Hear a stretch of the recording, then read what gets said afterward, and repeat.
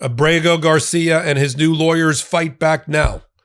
They have filed a motion with Judge Crenshaw in Tennessee to put an end once and for all and obtain something we all want, to get a gag order against the Trump administration, against Kristi Noem, against Pam Bondi, against press secretaries, against Tom Homan for attacking mercilessly this person named Abrego Garcia, who has civil rights, who has civil liberties, who has due process rights, and has the right to be presumed innocent of the crimes he's been charged with in Tennessee, while he sits in a Virginia detention center with Judge Zinnes trying to decide whether he should get ultimately amnesty and whether the prosecutor should be punished for their misconduct. Judge Crenshaw considering the same thing. He's considering whether to dismiss the indictment in Tennessee against Abrego Garcia that was brought on a couple of new charges from 4 years ago about human smuggling because 9 people were in a car during a traffic stop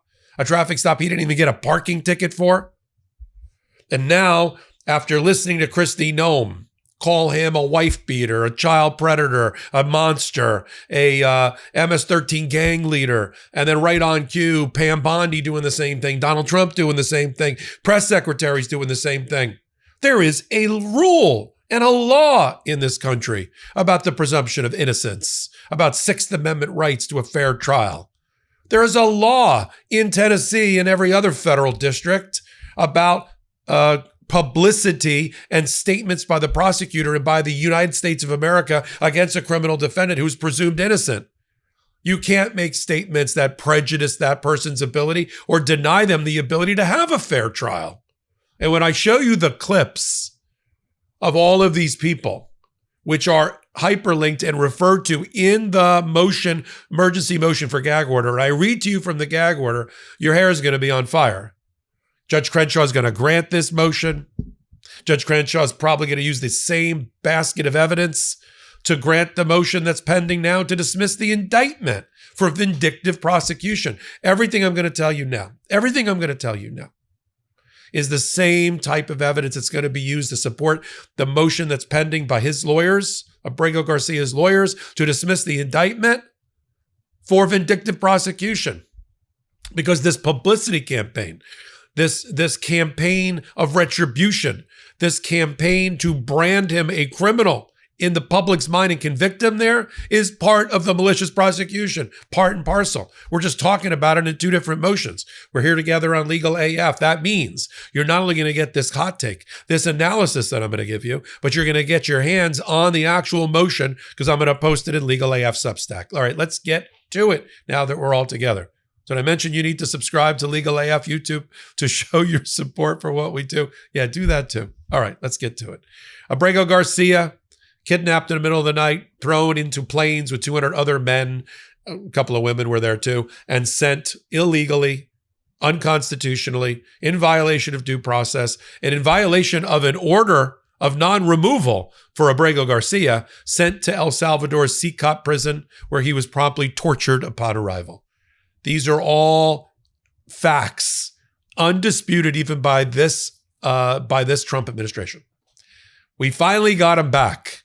It took orders by Judge Zinnes in Maryland in his favor, orders by the Fourth Circuit Court of Appeals, 2 orders in his favor, a 9-0 ruling by the United States Supreme Court, and he still wasn't brought back by the Trump administration until they conjured up an indictment in Tennessee about a traffic stop 3 years ago where he had 9 people in the car. Must be human smuggling.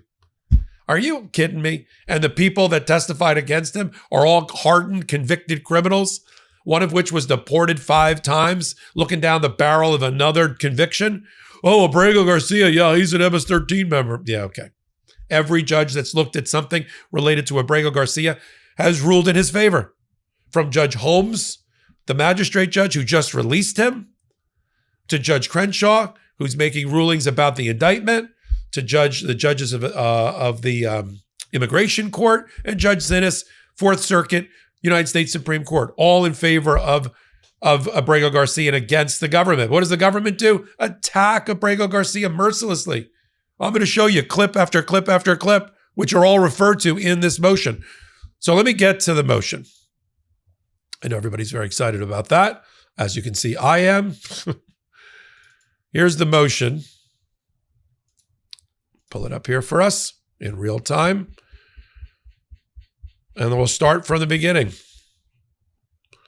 Ever since Kilmer Armando Abrego Garcia was released from pretrial custody last Friday, officials from the DOJ, Department of Homeland Security, and even the White House have attacked him with highly prejudicial, inflammatory, and false statements. So they want an order stopping Pam Bondi and Christine Noem and the Department of Justice and the DHS and everybody affiliated with this from denying him his right to a fair trial and violating Tennessee's rules of professional conduct for lawyers and the local criminal rules that are created, as in every federal court, to ensure a fair trial for someone, and that there isn't prejudice on that person's ability to obtain that fair trial. So you are not, just because, I don't want it all normalized, like, well, Trump's doing it, it must be okay. No, you are not allowed to say out loud in public about a criminal defendant who's presumed innocent. You can't mention his prior criminal record, his character, what you believe it to be, credibility, reputation. You can't talk about that he was a member of a gang or that you thought he was, or talk about his guilt or innocence. Okay. Well, that's exactly what the Trump administration has done from the very beginning.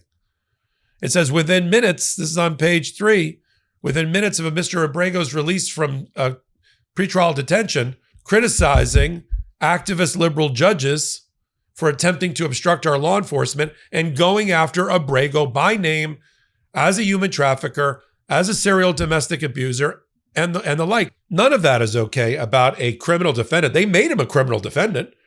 He's presumed innocent now. He's not just somebody you're removing under immigration laws and throwing in the back of a van and then on a plane. He has rights. None of what she said is appropriate at all. But it doesn't stop there. Not only we had Tom Homan go on television, I won't show the clip, but called him that he's a criminal alien, a member of MS-13, a wife beater, a human trafficker, a bad person, all the things you can't say under the local rules of any federal court about somebody that's standing trial for crimes. Then he's released, or he reports on Monday, to Baltimore's ICE Center, where he's properly detained. And then we have Donald Trump or Secretary Noem issued a statement. President Trump is not going to allow a MS-13 gang member, human trafficker, serial domestic abuser, child predator. I mean, this is like on their kitchen magnets, right? Trump and Bondi take to the airwaves with a press conference, and here's what they had to say, which is also listed in the motion as further grounds for this gag order. Let's play that clip. He beat the hell out of his wife. His wife is afraid to even talk about him. She's been mauled by this animal. And, through a system of liberal courts, he's doing things. But, no, we have that under control. And Pam has got that very much under control. Do you want to comment on it, Pam? No, we've got him under control. He will no longer terrorize our country. He's currently charged with human smuggling, including children. The guy needs to be in prison. Again, not appropriate. Then they post on their Homeland Security official website a photo of him where they conveniently blur out the agent. But they have Abrego Garcia front and center. And then they say, look what they say. I'll put it up on the screen. He doesn't belong here. This is on Monday. He doesn't belong here. He won't be staying here. America is a safer nation without this MS-13 gangbanger in it. This MS-13 gangbanger is a presumed innocent defendant in Tennessee in a federal case. But they go on. They post this MS-13, this trolling of Obama's famous Hope poster. They now have it as MS-13 with an Obama symbol on his shirt, right, to kind of link him to the Democrats. And that's the piece de resistance. But the piece de resistance is later the same night, on Monday night, Christine Noem bangs on him again. He's a terrorist. He's a wife beater. Let's play the clip. This man is suspected terrorist known to affiliate and be friends with MS-13 members, spend time with them, has been arrested before and suspected of human trafficking, extremely dangerous individual, a known wife beater. This is someone that should never be free in the United States of America. And so here's what I believe is going to happen. Judge Crenshaw, after the government responds, and I don't know what they're going to say. I mean, it's going to be some sort of, recalibration, some sort of, they're going to deny, they can't deny the facts. I'm having trouble even making their argument for them, which is one of the keys to my success as a lawyer, is always being able to think like the other side. There's really no defense here, but there'll be some sort of paper filed. We'll report on it. Judge Crenshaw will hold a hearing. I believe he's going to rule on this because it's so important in the next week before he rules on the pending motion to dismiss the indictment for vindictive prosecution. And the same evidence is going to be used on both motions, because what we're watching with the attack on Abrego Garcia in the media by the Trump administration is just another page from the same playbook of vindictive prosecution. So yes, you might be thinking, isn't this also an indication of vindictive prosecution and evidence of it? Yes, that he's going to decide on a briefing schedule at the end of September. But the gag order he's got to put in now. And this should be nothing new to Donald Trump. He got gagged in the Merchan, by Judge Merchan in New York for the New York criminal case. He got gagged by Judge Chutkin, and that was upheld by appellate courts in the Supreme Court in the DC election interference case. He was gagged by the judge in Georgia. So this is no surprise that when they act this way, they're going to keep acting this way until they're gagged by a judge. And we'll be a better nation for it. I'll continue to follow it all right here on Legal AF. I'll post the motion for gag order today on Legal AF Substack. You can join there. It's a great new community in parallel to what we're doing here on YouTube. It's a companion piece. Join us. I put together lives a couple of times a day, get 2,000 or 3,000 people together, and it's really rewarding. So thanks for being a part of our audience and a subscriber. Thank you very much. Can't get your fill of Legal AF? Me neither. That's why we formed the Legal AF Substack. Every time we mention something in a hot take, whether it's a court filing or a oral argument, come over to the Substack. You'll find the court filing and the oral argument there, including a daily roundup that I do called, wait for it, Morning AF. What else? All the other contributors from Legal AF are there as well. We got some new reporting. We got interviews. We got ad-free versions of the podcast and hot takes. Where? Legal AF on Substack. Come over now to free subscribe.